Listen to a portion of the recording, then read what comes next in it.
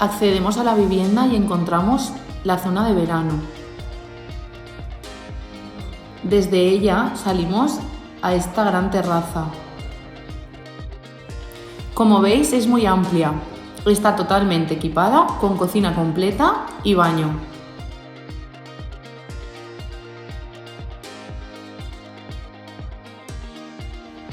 Accedemos a la planta superior y nos encontramos con este salón luminoso muy amplio, con balcón.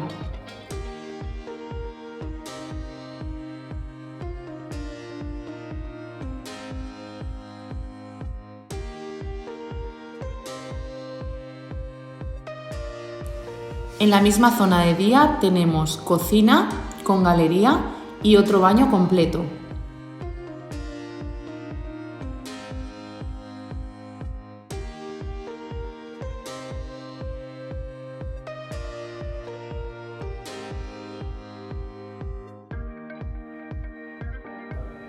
En la zona de noche nos encontramos con 3 habitaciones dobles y 2 baños, uno de ellos en suite.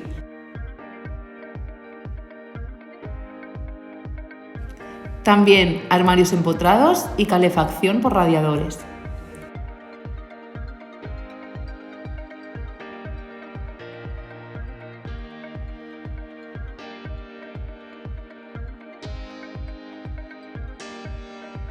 Dos de las habitaciones tienen acceso a un pequeño balcón.